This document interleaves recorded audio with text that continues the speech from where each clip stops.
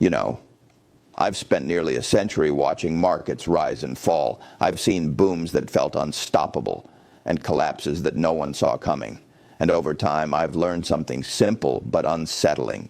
The real danger in any system isn't what you see in the headlines. It's what you stop noticing. Most people look for fireworks.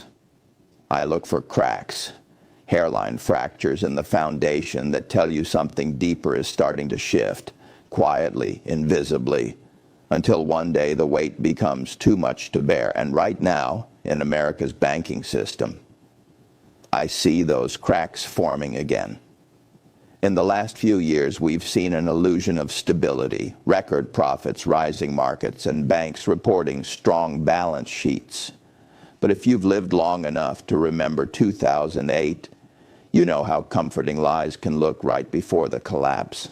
The warning signs don't shout, they whisper. They show up in liquidity spreads, in deposit flight, in the widening gap between what banks say they have and what they can actually touch when panic hits. And lately, those whispers are getting louder. After decades of studying these institutions, I've learned that you can tell everything about a bank by how it behaves when the tide goes out, when confidence fades and money starts to move. You see, in calm waters, every ship looks seaworthy. It's only when the storm hits that you find out which ones were built on borrowed planks. And if there's one truth I can offer after a lifetime of investing, it's this: the strongest banks are boring, predictable, conservative. They lend carefully, they hedge their risks, and they don't try to impress you. But when banking becomes a game of quarterly performance and stock price vanity, that's when danger starts to brew beneath the surface. We're entering a moment that feels eerily familiar. In 2024, several regional banks face silent runs, billions vanishing overnight, not because of solvency, but because of confidence. Depositors pulled their funds at lightning speed through mobile apps, and the system's liquidity evaporated faster than any model had predicted. The Federal Reserve stepped in again, quietly expanding emergency lending facilities, reassuring the public that everything was under control. But here's the thing most people missed. When stability depends on confidence alone, you're already past the point of safety. It's easy to blame management or the regulators or the Fed, but the truth runs deeper than that. This is a structural test, not of individual banks, but of the entire architecture that underpins them. Fractional reserves, shadow liquidity, over-leveraged treasuries, all woven together in a system that works until it doesn't. And I can tell you from experience, when a structure depends on everything going right, you can be sure something will eventually go wrong. I've seen this movie before. In the late 80s, the savings and loan crisis wiped out a generation of smaller banks. In 2008, the big ones followed. Each time, the pattern was the same: complacency, leverage, optimism, and then panic. It's not that people don't learn, it's that systems forget faster than people remember. And today, that forgetfulness is back in full force. Somewhere in the data, in the balance sheets, the debt rollover schedules, the repo markets, the next failure is already written. You might not see it in the headlines yet, but the signs are there. Rising delinquency in commercial real estate.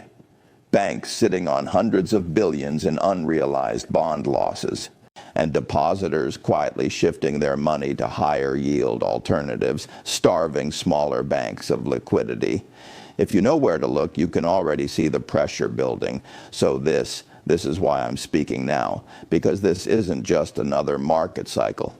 This is a stress test of trust, the invisible glue that holds the entire system together. When trust in banks fades, the numbers stop mattering.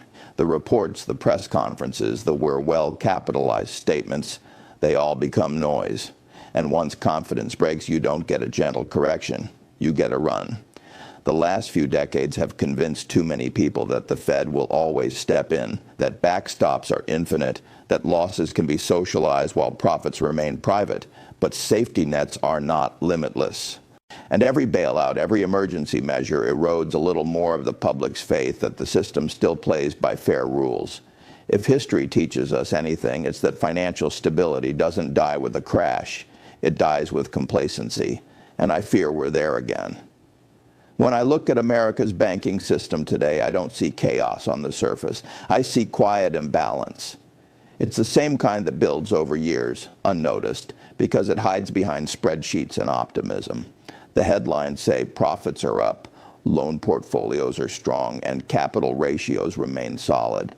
But those phrases are like perfume, designed to mask the odor of something deeper. Let me tell you what I actually see in the numbers. Banks today are sitting on trillions of dollars in long-term assets that they can't sell without taking losses. When interest rates rose faster than at any point in modern history, those assets, mostly government bonds and mortgage-backed securities, plunged in value.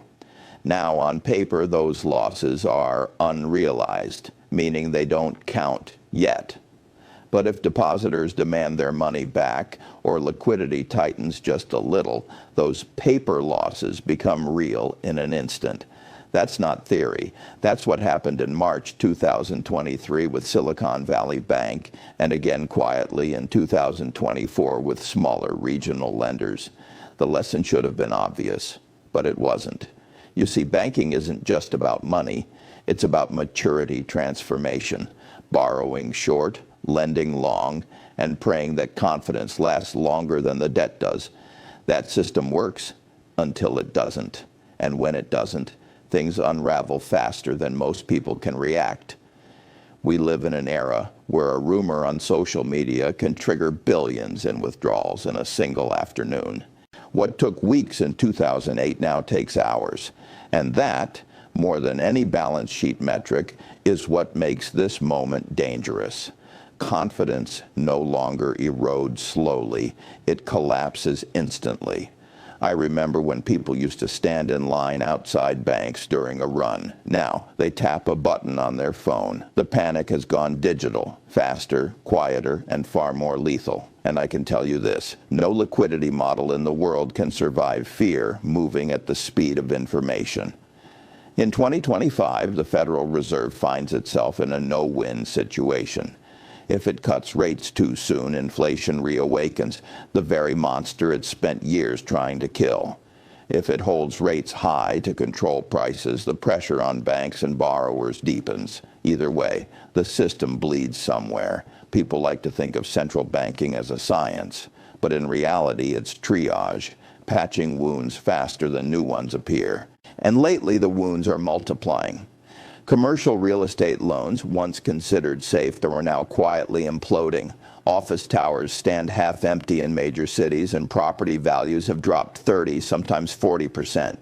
Those loans are sitting on bank books marked at yesterday's prices, even though everyone knows those prices no longer exist. When those loans get refinanced, if they can be refinanced, the losses will come due.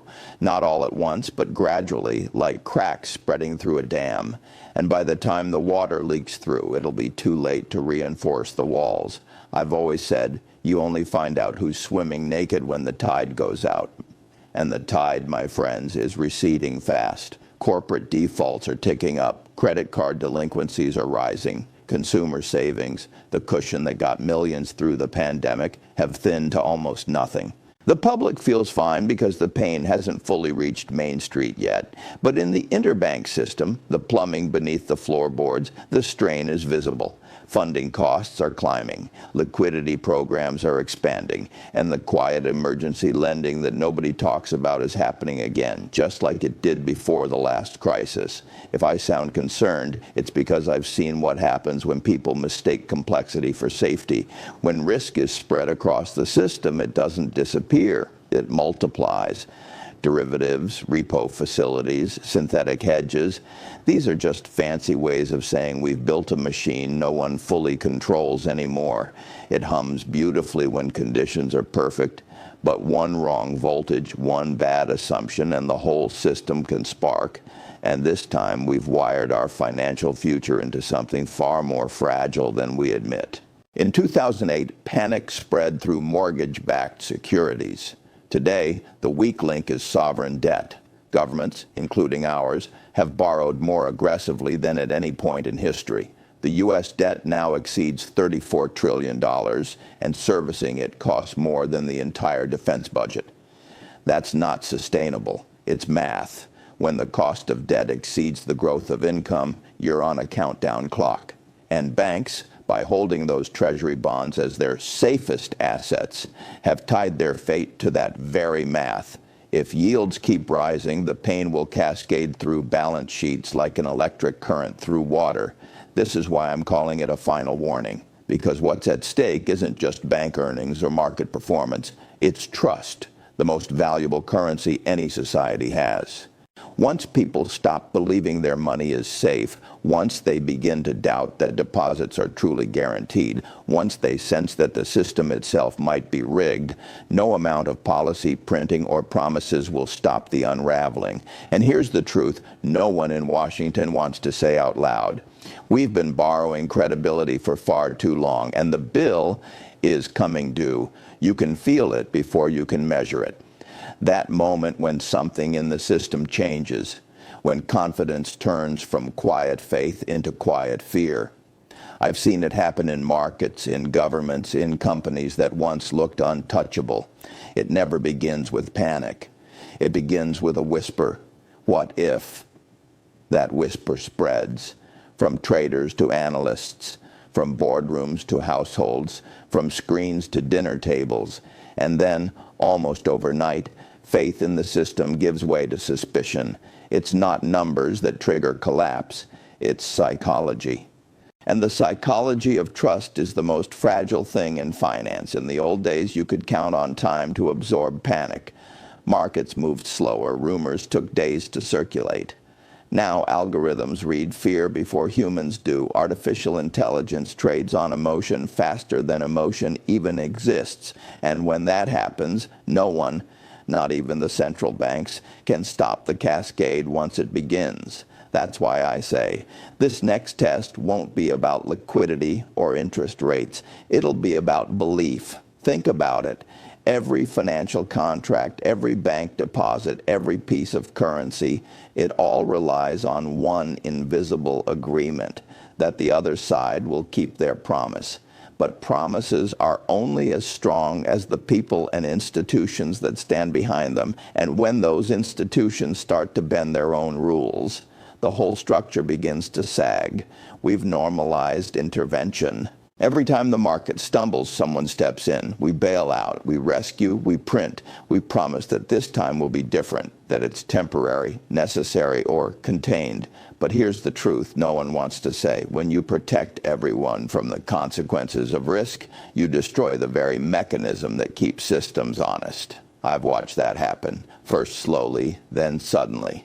In the 90s, with long-term capital management, a handful of traders nearly toppled the world's banking system. In 2008, it was mortgage leverage. In 2023 and 2024, it's the quiet insolvency of over-leveraged banks hiding under held-to-maturity accounting rules. Same pattern, different decade. Each crisis is sold as a once-in-a-lifetime event. But lifetime events keep happening every decade because no one wants to fix the incentives. I once said that risk comes from not knowing what you're doing. But what I should have added is that risk also comes from thinking you can't lose. We've built a financial culture addicted to the illusion of control, and the more we rely on central planners, on emergency facilities, on temporary rescues that never truly end, the weaker the system becomes. When banks start to depend on the Fed's balance sheet more than their own, when investors stop analyzing companies and start betting on policy reactions, when stability itself becomes a product, that's when you know the game has changed. Here's what I'm afraid of. One day something small will break. Maybe a mid-sized lender, maybe a liquidity mismatch no one saw coming. And for the first 24 hours, everyone will call it contained. They always do. Then within days, interbank trust will freeze, funding will dry up, and politicians will scramble to explain why they didn't see it coming. I've seen it too many times to count. And I can tell you with certainty, the scariest part of any financial collapse isn't the losses. It's the disbelief. The disbelief that something so big, so regulated, so safe could fail. That disbelief paralyzes decision makers. It delays responses, and it amplifies damage. The public will ask how it happened. They'll look for villains, for headlines, for someone to blame. But the truth will be quieter and harder to accept. It didn't happen overnight. It happened over years. But one policy at a time, one risk at a time, one ignored signal after another. And by the time the system finally cracks, it will seem obvious in hindsight. That's the tragedy of every bubble. Not that it bursts, but that everyone pretends they didn't see the air filling it. You can already see the pressure points. Liquidity trapped in reverse repos. Foreign capital drifting away from U.S. treasuries. Credit markets pricing in recession even as equities stay euphoric. It's all there, hiding in plain sight. I've seen this pattern my entire life, the same rhythm, the same sequence, complacency, leverage, shock, denial, collapse. No one could have seen it coming. But I'll tell you something that most investors never hear. Crashes don't destroy wealth. They reveal where it actually was. What's built on speculation dissolves. What's built on integrity endures. That's true for companies, for economies, and for people. The coming years will test not just our financial system, but our collective character. Will we face our mistakes honestly, or will we paper over them with another bailout, another rescue, another illusion of safety? Because you can only stretch confidence so far before it tears. And when it does, even the strongest walls can't hold back the flood. When I look at the system today, I see something that's been quietly hollowed out.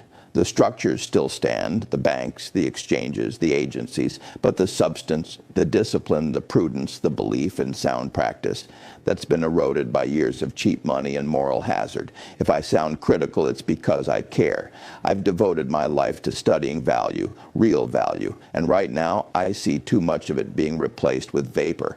This is not a prophecy of doom. It's a call for awareness, because the final warning isn't a prediction, it's an observation. When every metric of trust, discipline, and transparency is flashing yellow, you don't wait for red. You act, you prepare, you protect what's real. There's a truth I've learned after nearly a century of watching money move, power shift, and institutions rise and fall. The strongest systems aren't the ones that never fail. They're the ones that learn to correct themselves before it's too late. The American financial system has always been resilient. Not because it's perfect, but because at its best, it has the capacity for self-reflection, for accountability. That's what built our prosperity. That's what created trust. But lately, I fear that self-correction has been replaced with self-deception. When you start to believe you're too big to fail, you've already failed. When you start to assume the rules don't apply to you, the rules have already broken. And when you start to think confidence can be printed, it's already gone. We've forgotten what made banking work in the first place. Simplicity, transparency, discipline. It's not complicated, but it's hard. Hard to stay prudent when everyone else is chasing profits. Hard to say no when greed feels like growth. Hard to think long-term in a system built to reward the next quarter. I've seen men far smarter than me lose everything because they forgot that finance is built on behavior, not brilliance. You can have all the technology, all the models, all the regulation in the world. But if you remove integrity, if you remove restraint, you remove the foundation. In business, the numbers tell you how well you're doing, but in banking, the numbers lie until the day they don't. That's why character still matters. That's why trust is still the only real collateral that counts. The next crisis, when it comes, and it will, won't just test balance sheets. It'll test our principles. Whether we still believe that actions have consequences, whether we still believe that the system must serve the public, not the other way around. We can print money, we can't print credibility. And once credibility is gone, the rebuilding takes a generation. So what can you do? You pay attention, you keep your eyes open, you hold your institutions accountable, your banks, your government, even your favorite investors. Ask the questions no one else wants to ask. Demand transparency when everyone else is satisfied with slogans. Because the stability of this country doesn't rest on policy alone, it rests on people. People willing to tell the truth when it's inconvenient. I've often said that optimism is a moral duty, and I still believe that. I'm optimistic because I've seen this country recover from far worse, from wars, recessions, even depressions. But optimism without vigilance is just wishful thinking. The cracks we see today in our banks, our government, our markets are not destiny. They're warnings. And if we listen, if we act with honesty and courage, we can still fix them before they break wide open. So when I say this is my final warning, it's not a prediction of collapse. It's a plea for discipline, for integrity, for humility. Because when history looks back at this moment, it won't ask whether we saw the risks. It'll ask whether we cared enough to confront them, and that's what will decide what survives when the tide finally goes out.